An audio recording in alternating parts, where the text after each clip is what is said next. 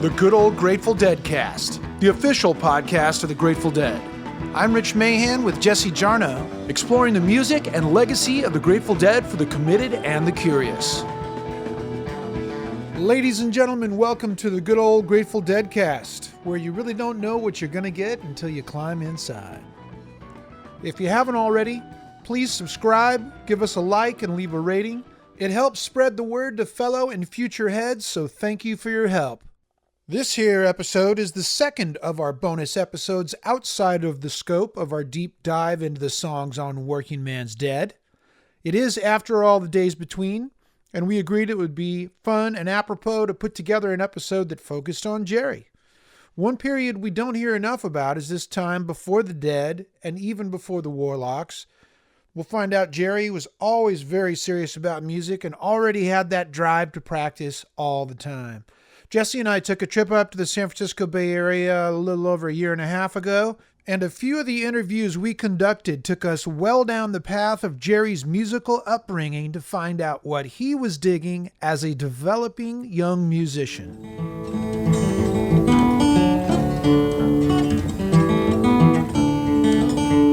Was in the spring, one summer's day, my baby left me, she went away. Now she's gone, but I don't worry. No, I'm sitting on top of the world. It's pretty universally agreed that January 1961 was an important month in the history of music, when teenage Bobby Zimmerman arrived in New York from Minnesota to turn himself into Bob Dylan. But a perhaps less recognized, but maybe equally important arrival that month was when 18-year-old Jerry Garcia showed up in Palo Alto, California.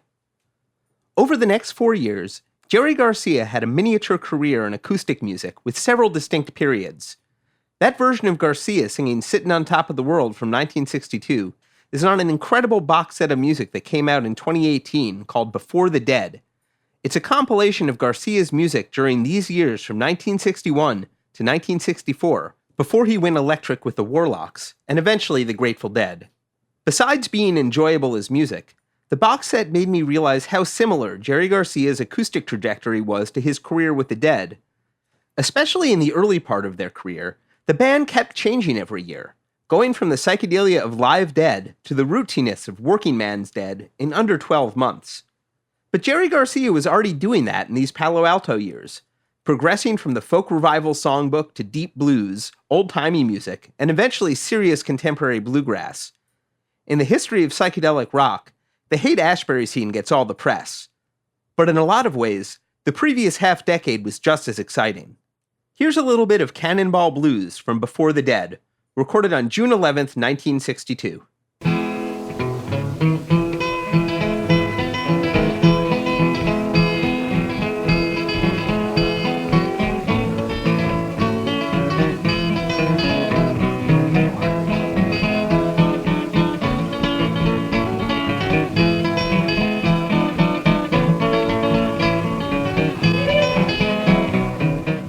18-year-old Jerry Garcia was discharged from the Army on December 14th, 1960.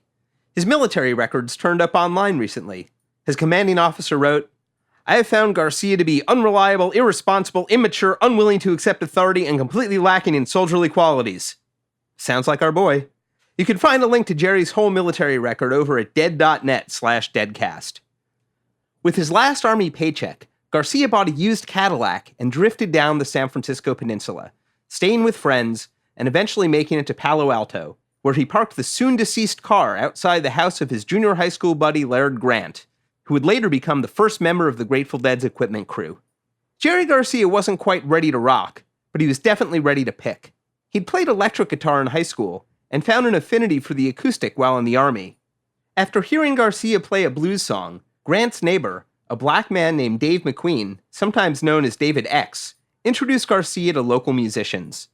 Jerry Garcia jumped right into the deep end of the scene, which stretched far beyond music and centered in part around Kepler's Books, the beloved progressive bookstore in Menlo Park. He instantly started meeting people who would remain part of both his personal and professional lives in decades to come. One of the first was a young British man named Alan Trist, who would go on to run the Grateful Dead's Ice Nine publishing company. There were eccentrics like Willie Legate, who the Dead later employed at their Front Street rehearsal hall, and painters like Paul Spiegel.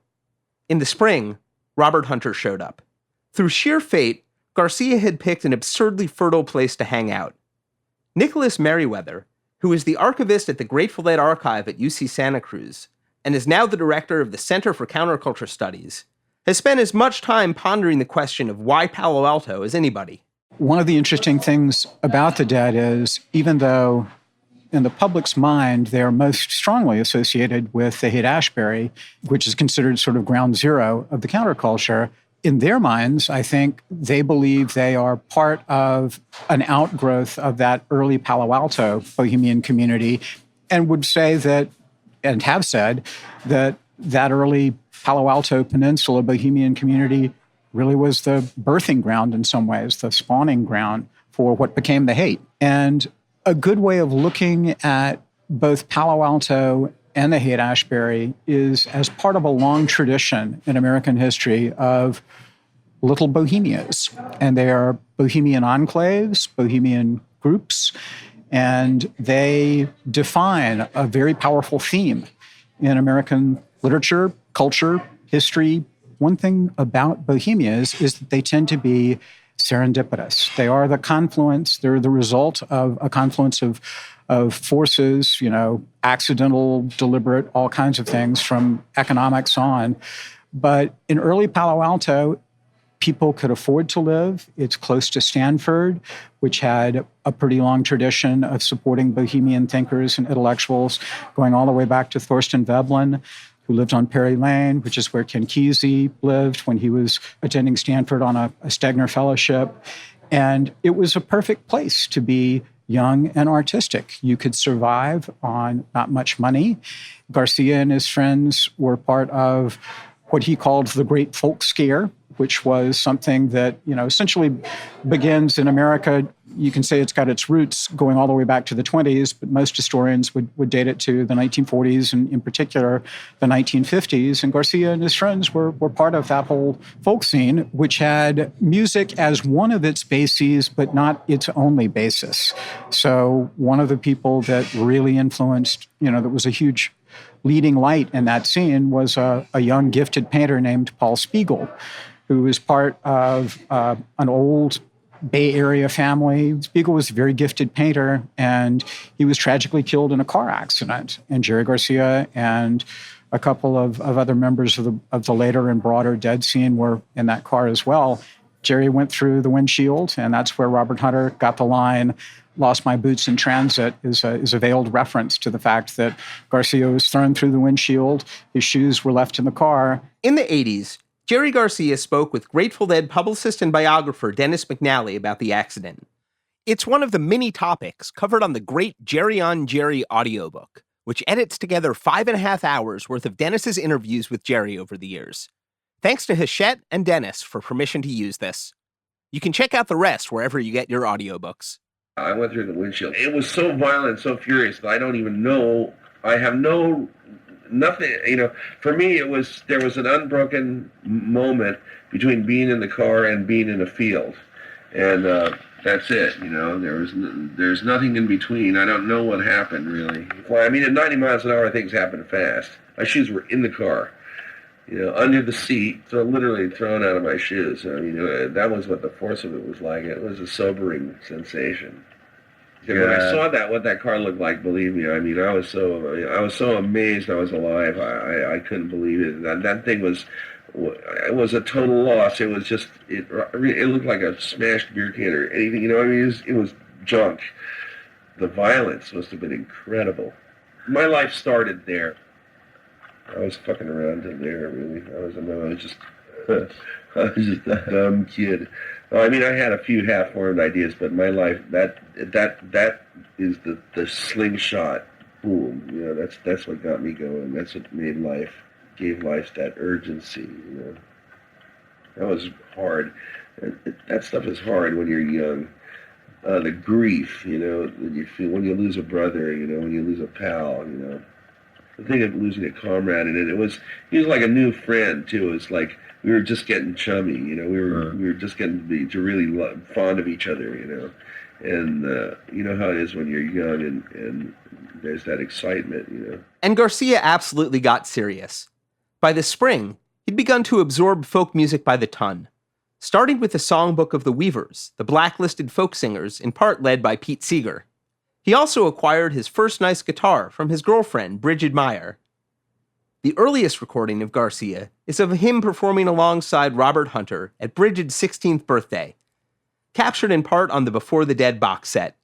Jerry was mostly just strumming, but already he and Hunter were diving into folk scholarship, and Garcia's vocabulary began to expand really quickly. This is Trouble in Mind, recorded May 26, 1961, available on the Before the Dead box set from Round Records. I'm trouble in mind, I'm blue, but I won't be blue always. You know the sun gonna shine on my back door someday. Though Garcia started playing gigs almost immediately, it wasn't that he jumped into music to the exclusivity of everything else. There was all kinds of other information to learn. Another regular at Kepler's books was Willie Legate. Many years later, in the 80s, Grateful Dead publicist Dennis McNally encountered Willie after the band gave him a job at their Front Street rehearsal hall. He sent off for LSD at Sandoz like in 58 or 59, and that was before anybody even knew about it. Well, long before Leary had ever heard of LSD. He read about it in some fashion and managed to, use college letterhead to, get a free sample from Sandoz. He taught people how to think funny. That's what Jerry said. To use a current cliche, to think outside the box. He was, the archivist, the superintendent of Front Street. He kept the archives, the tape archives, before Dick got the job. He studied the Bible, but I think it was almost like a sort of from a numerological point of view almost. I mean, whatever it was, his mind saw puzzles. As Nick Meriwether pointed out, the San Francisco Peninsula was a breeding ground for folk music and bohemia. Just north of Palo Alto, in San Mateo, a teenager named Rodney Albin had begun to operate a small folk club called the Boar's Head out of the balcony of a local bookstore, using a turned-over bookcase as a stage. Two regulars were his younger brother, Peter Albin, later of Big Brother and the Holding Company, and David Nelson, later of the New Riders of the Purple Sage. We'll let David Nelson pick up the story from here. So Rodney says one day, where they're fooling around, I don't know, but what I remember is Rodney grabbed me and Pete by the shoulders like this and said, "Come on, we're going down to Kepler's." Kepler's bookstore was the big hangout in Palo Alto, the hub of the bohemian scene, basically, totally nonconformists and beatniks and stuff, and artists and everything. And I just went, and it had a little cabaret, it had a little coffee place you could get coffee in the bookstore and sit at a table and read your book. And so we go in, and he says, "There's some people I want you to meet, or we're going to look for people to advertise, to come up to our club, And so, okay. We sat there, and I remember Pete Alvin and me looking through books, and we see this guy sitting in a chair in that little coffee area. And it's summer, so he's got this shirt open, and he's hair from here to here, just like a rug, just like, what? And he's playing a 12-string guitar. This real surly look on his face. Bing, blah, blah, bing, blah, he's looking. And me and Peter looking at Pete says, "That's Jerry Garcia." And I remember never having heard, to my knowledge, the name Jerry Garcia. But as soon as he said, "That's Jerry Garcia," it went, boom. Something happened. I can't explain it. It's like this thing, deja vu experience, deja vu. So Rodney brings us both up to Garcia. I'm going, no, hey, hey. And Rod is introducing himself and saying, I wonder if you could just round up some people and we want you to come up and play. It's called The Boar's Head. And this David here, he did the poster. I remember doing a drawing of a boar's head and, this big, and did lettering, The Boar's Head. And so he said, okay, I'll see what I can do. Yeah, okay. Talking like this.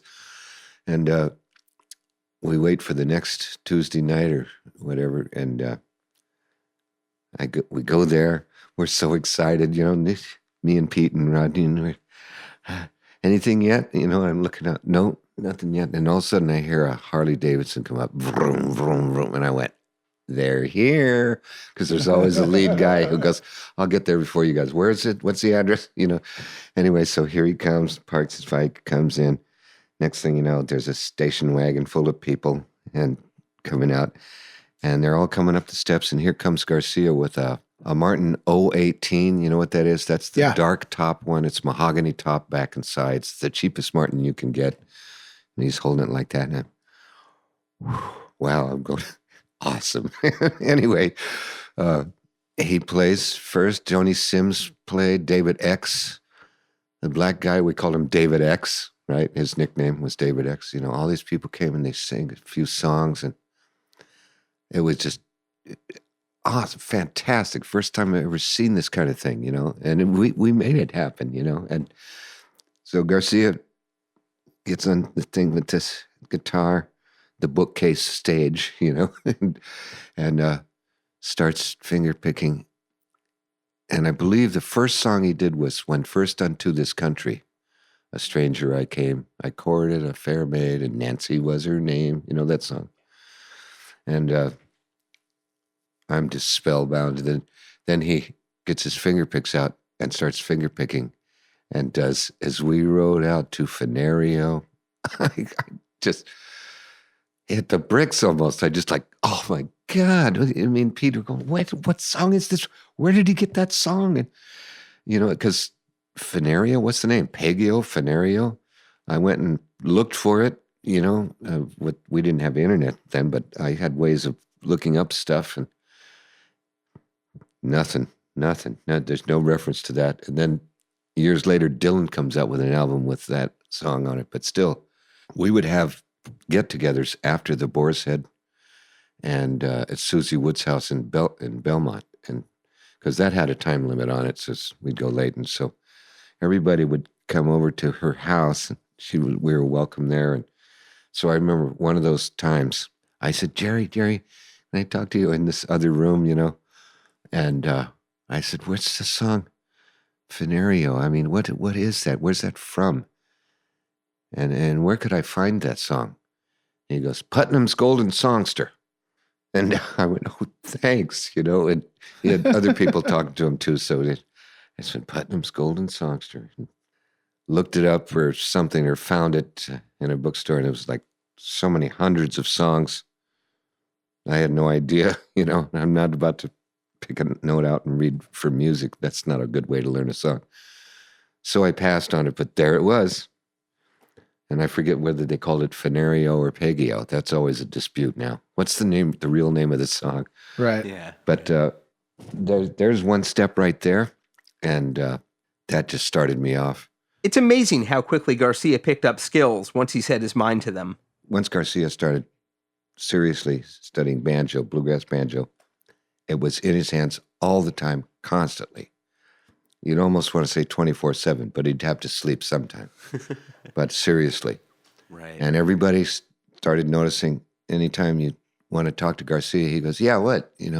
But he comes over with his banjo and he's listening to you, but he's going, you're trying to talk to him. He's going, yeah, I hear you. But still you had to hear, and he just never stopped playing. It reminds me of the legendary Neil Cassidy, the merry prankster also known as Dean Moriarty in Jack Kerouac's On the Road, who would sometimes hold several conversations at once. One local teenager was Bob Matthews, who became one of the Dead's in-house engineers and co-produced Working Man's Dead, among other albums. He wouldn't enter the picture for a few more years, But he remembers exactly the same thing when he encountered Garcia in his natural habitat at Dana Morgan's music store, where Garcia was a music teacher. And Jerry was there in this classic situation of playing, always. He'd carry on a conversation. Mostly he'd be playing and he'd just look at you. He was always just looking for reaction. Not only was Garcia a serious player, but he was a serious listener. He and his friends trekked all across California, and eventually beyond, in search of live bluegrass. In fact, like many deadheads to follow, Garcia plugged himself into the National Live Tape Trading Network in order to further his knowledge. David Nelson remembered one particularly transformative road trip. Bill Monroe was playing at the Ash Grove in Los Angeles, and me and Garcia and Adams Otis drove down to Los Angeles because Adams was ready to drive, He was willing to drive the thing. And so we go there, and I'm actually going to see Bill Monroe and his Bluegrass Boys. It was fucking incredible, man. It was like, that was our thing. Doc Watson was the only guy you'd hear. That's, by the way, the only guy you'd ever hear playing single notes, fiddle tunes, So I'm just like, oh, wow, Doc Watson and Bill Monroe. And then they came on together and did songs. So at one of the breaks, I went out. I was just learning mandolin, right? And I thought, wow, I'll ask the master himself for some pointers on mandolin. So I went up, excuse me, Bill. He was heading onto the stage, but not yet. And he said, yes, what is? I said, I'm just starting to learn to play mandolin. And I was wondering if you could give me a few pointers. I said, I already play guitar for years, but I'm just starting on mandolin. And he goes, yeah. Just always remember to keep a loose wrist and don't hold the pick too tight. And he turns and walks on. Thanks. But I was wondering, what's that mean to me? Because when you're asking the question, you're expecting some dissertation on what not to do and what to do and stuff. But he said, keep a loose wrist and don't hold the pick too tight. And I've used those words. I found out it's easier said than done, actually. Relax. When you get to something you don't kind of grip the pick, that's why it gets harder. All of a sudden, slower. And so I realized that, it's really true. But Doc Watson was just a cataclysmic. I mean, to me, it was a huge revelation. And we knew about him, and I don't know where we heard him or anything, because he didn't have a record out yet, but we knew about him playing with somebody else, maybe the Carter family or something. But anyway, when his first record came out, I wasn't aware of it. Once again, I'm at home, and the phone rings. David, it's for you. And I go, hello? And Garcia goes, listen to this. And he plays, not from the record player, he plays Black Mountain Rag, which he had learned from the record. The first Doc Watson record has Black Mountain Rag on it. Anyway, he plays it. I'm going, holy shit, what is that? What is that? He says, it's Black Mountain Rag by Doc Watson. So I was just nuts. From then I was just searching all the record stores. And that's why that was such a huge trip, to be able to want to go down and see Bill Monroe and Doc Watson. Yeah. It was like amazing, man. Once again, I'm lucky. I can't help it. It's just like the Dylan song says, I can't help it if I'm lucky. So was Doc the first guitar player that you guys really latched onto that was playing single note lines? Mm-hmm. There really wasn't much of anything else except for that Stanley Brothers record, which I believe it was Dad Napier, Bill Napier, who would be on some Stanley Brothers records. They were on a budget too, I imagine. But Mountain Dew by the Stanley Brothers. That's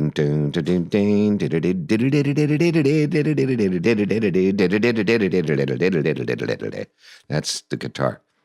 And so it was just a treasure to me. Anytime you could find a guitar solo on a traditional music record or a bluegrass record, you were really lucky, because it just didn't happen that much. Besides, the whole thing of bluegrass is, I learned this after being in many bluegrass bands, is the solo, if you're going to solo, you'd better have another guitar there. Because as soon as the guitar goes away from chords and pick the bass notes, doonge, the bottom falls out. What do you got? A 5-string banjo and a mandolin and a bass. which you can't hear anyway. It's below audibility. Right. I mean, so it'd be gig after gig. As soon as I take a little solo, oops, the groove is not there anymore. It's like, It's part of it drops out. And so that was one of the things that I learned, and that's how I value. That's another thing that told me that's why they don't have guitar solos a lot, because you'd have to have another guitar. You have to have two guitars. If you're at a gig where people paid money, you don't want that. You don't want everything falling apart with one solo. In fact, Garcia's first improvisational hero wasn't a guitarist or even a banjo player, but a fiddler named Scotty Stoneman of the legendary Stoneman family, playing in the early 60s with the Kentucky Colonels, a group Garcia more or less followed on tour and eventually befriended.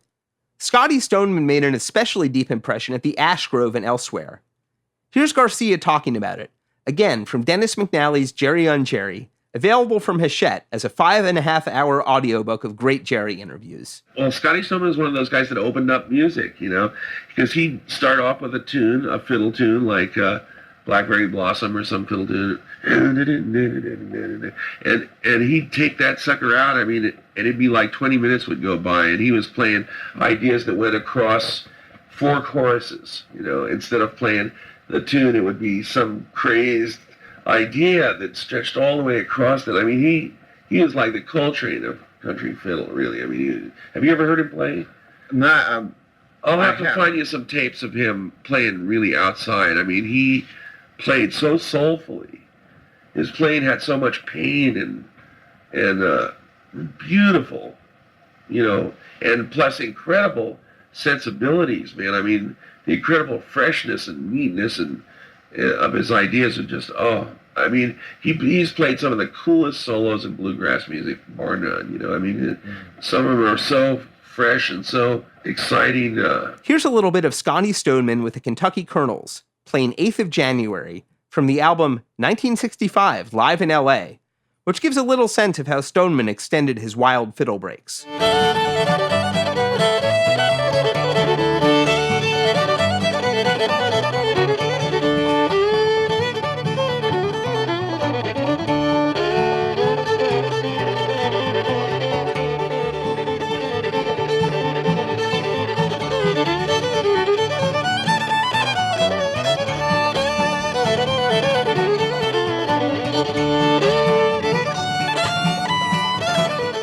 At the Grateful Dead Scholars Caucus in 2008, Rev Carr did a fantastic presentation connecting Scotty Stoneman's playing to Jerry Garcia's solos on the Dead's version of Viola Lee Blues.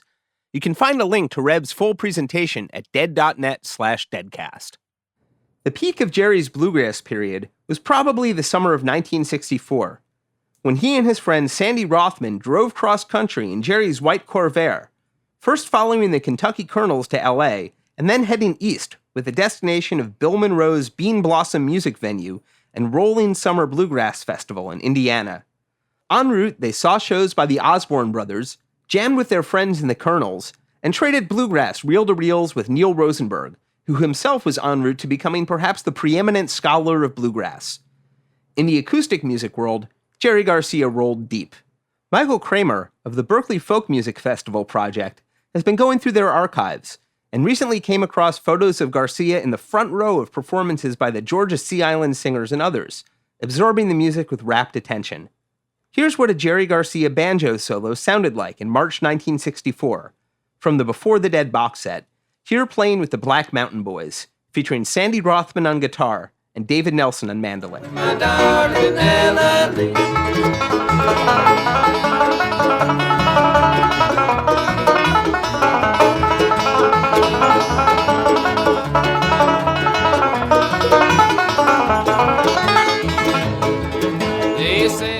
But as Garcia discovered, not only did bluegrass require a lot of discipline to play, it required a lot of other equally disciplined people to play it with, and he found it harder and harder to hold steady ensembles together. Which is why it's fortunate that 2 teenagers from nearby Atherton began to frequent Dana Morgan Music. One of them was a high school student named Bob Matthews, who'd already taken some banjo lessons from Garcia. So of course, I asked him a natural question. How was he as a teacher? I never learned how to play the banjo. I did learn how to play music, and I did learn how to enjoy music and understand it through my many years of association with him. It was also during that time, I think that I was in high school, Bob Weir showed up in my sophomore year. I had a habit of not particularly participating, and he was known as an incorrigible in all the private schools in the west of the Rockies. Sorry, Bobby. So we started cutting class a lot. He didn't have a first period class. I had typing, so I had to go learn how to type, and then I'd meet him out we'd leave campus, which we weren't supposed to do, and we'd hitchhike into Palo Alto to Dana Morgan to hang out. And at one point, we were into the jug band phase of folk music, and Queskin's jug band was coming in and playing at I think it was the Freight and Salvage in Berkeley, and it was a 21 only thing. Bob Weir managed to sneak in. Actually, I was with him. When Queskin came out and this Daisy May of a Maria Delmato came out and sang I'm a Woman, both of us right then and there decided to start a jug band. And the next day, or the next school day, when we went and hitchhiked into Dana Morgan, and Jerry was there, we came in and said, we're starting a jug band. He looks up and says, good, I'm in it. And that's my story of the beginning of the musical performing entities that started as Mother McCree's Uptown Jug Champions. Louder. Smile. Louder. Long distance information. Give me Memphis, Tennessee. Trying to find the puppies. Trying to get in touch with me. You do not have to tell me who it was that made the call. Cause my uncle took the message and he wrote it on the wall. That was Mother McCree's Uptown Jug Champions, from the sole surviving tape of that ensemble, released as a self-titled CD by Grateful Dead Records in 1998. In retrospect, Jerry Garcia adapting Chuck Berry's Memphis for a jug band was maybe a sign of things to come. Mother McCree's provided an outlet for almost pure fun, without the need for virtuoso musicians. As always, Garcia was game. It wasn't fully rock and roll just yet, but it was a different energy than bluegrass, and less somber for sure. David Nelson, too, played a role in the jug band. Oh, the jug band. Next thing was the jug band. And I swear I named the band. I think Hunter, we were all trying to name the band. There's these name the band sessions, which are just maddening. Because immediately after the first 2 or 3 ideas, then you start dwindling into puns and jokes and stuff that occurs to you. Hey, how about the conservative cocks? You know, or something like that. You know, and so everybody thinks that causes other people to think of a funnier name and stuff like. So it's really maddening to get down seriously. Come on, what's the name going to be? And we were thinking for the jug band, and I think it was Hunter who said, "How about Mother McCree's?" And I said, "No, that's not good enough for a jug band. We got to extend it to Mother McCree's Uptown Jug Champions." Champions, is that? I thought, brilliant. Yeah, don't call it band or people or anything like that. Boys, you know. Yeah. No, champions, jug champions. I said, okay, make it so. Next thing you know, posters. One of Nelson's memories of his time in the jug band was the can-do enthusiasm of Bob Weir. And here's where he's willing to play jug, because that's one of the things. If you got to find a jug player, and nobody wants to do that. It's like you get tired of it in about 5 notes, you know, and there's no impetus to do that. But Weir was like, "Yep, I'll do it, you know." And so we're playing, and Weir was just like, he brought like a box of jugs. You know, listen to this one, you know. Me and Garcia look and go, yeah, it's very nice. What about that one? You know, like that. And he just, ooh. And then pretty soon got tired of it, and he's going, no, you got to hear this one. We're going, enough, man. He's going, no, listen to this one. What do you think?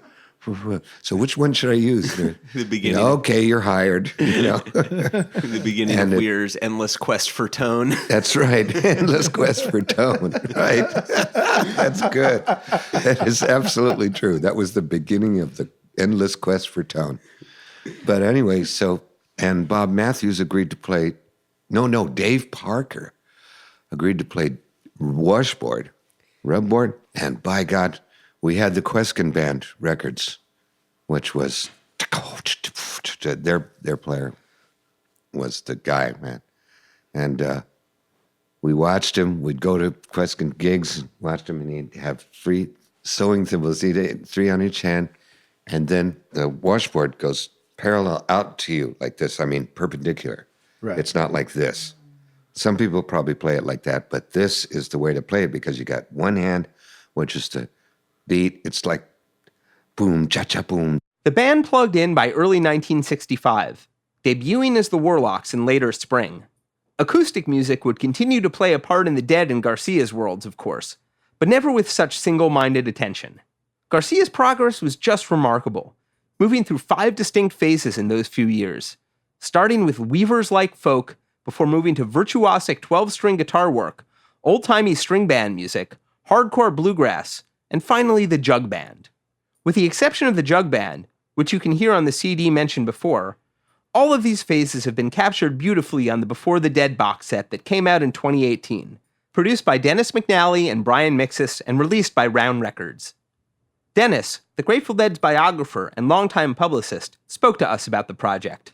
You get to listen to Jerry grow up musically. The first recording is in May of 61, and he has been playing acoustic guitar, because remember, he played electric in high school. He'd been out of the Army for 4 months. He'd been maybe playing acoustic for 8 or 9. He's still fairly primitive. The next tape, which is only 3 months later, he's way better. And, you just watch him grow up in front of your eyes. It's remarkable. And then he gets to be a really seriously good bluegrass banjo player. I can't recommend this set highly enough. Some of these recordings have circulated among traders for a while, in part because of recordings that Dennis himself found while researching his essential biography of the band, Long Strange Trip, in the 1980s. But it wasn't until more recently that the recordings were finally collected and properly mixed, in part thanks to the persistence of co-producer Brian Mixis. Brian Mixis is this sound professional. He records the sound for TV shows and films in New York. And he's a deadhead and a taper, which all of which, to those familiar with the phenomenon, mean he's a little obsessive. And he got, 8-10 years ago, he wrote to me. He was one of those people that came out of the blue and wrote to me that he was interested in Jerry's bluegrass period. He had questions, based on the book. I answered them as best I could, frequently interrupting myself with, Brian, that was 30 years ago. I don't remember. Because literally the research I had done, this is about 10 years ago, and the research had been done in the early 80s. It was already 30 years. Eesh, where does the time go? Sorry, write that down. It's a good lyric. So he went away, and eventually he approached the estate, and he wanted to do a box set of Jerry Before the Dead. And the state called me up and said, what do you think of this project? Because if you like the idea, we'd like you to be the producer because of name recognition and just sort of general, the folks that are involved with all this know you. And I went, yeah, actually, that sounds like fun. So, Brian had been working for 10 years, and he had, not only did he have all the tapes, some of which, of course, I had been the person to locate. As an example, there was a tape from The Boar's Head, which was Rodney Alban's, his brother Peter's in Big Brother to this day, Rodney's club in San Carlos. And so I interviewed Rodney, 81, 82, and he let me copy his master tape. And in the interval, he's alas passed, and nobody can find that master tape. So my cassette copy is the oldest known version. And then there were other things where he found some, truly amazing stuff. He found the guy that's one-off that came before the Dead, which was a show recorded in a studio. It wasn't a show. Oh, the Heart Valley Drifters, right? The Heart Valley Drifters in the studio. And although it was one mic, it was bluegrass after all, it was certainly a better sounding than the average show. Remember, some of the early parts of this were done in very small rooms with noisy people. The first one is done at a birthday party. and that's Bridget Meyer's 16th birthday party. So anyway, he had these tapes, except for the Bridget one, which, I mean, I've known Bridget for 25 years, and I never said to her, it never occurred to me to say, got any tapes? Or, other, fragments of your life with Jerry back when you were 16? So we got that, and it's marvelous. I said, there's a tape of Bob and Jerry. It was the first time I'd ever heard it. And it's remarkable. It's so cool. It is wonderful to listen to. These guys, they're so young, and yet already they're so themselves, especially Jerry. And the relationship to the audience is just hysterical. So we he had pretty much had the tapes. So I started listening to them and doping out in terms of time and space and how much can we fit and all that. And in some ways, it was really quite simple. The last music on Before the Dead was recorded in the summer of 1964. The jug band was already in existence, and they were a few months from grabbing some instruments off the wall at Dana Morgan Music and renaming themselves the Warlocks. But that's a topic for another day. We'll leave you with Garcia, Nelson, and Rothman taking a chorus of the bluegrass classic Drink Up and Go Home, the Black Mountain Boys, recorded in the spring of 1964. Don't tell me your troubles, I got enough of my own. Be thankful you're living. Drink up and go home.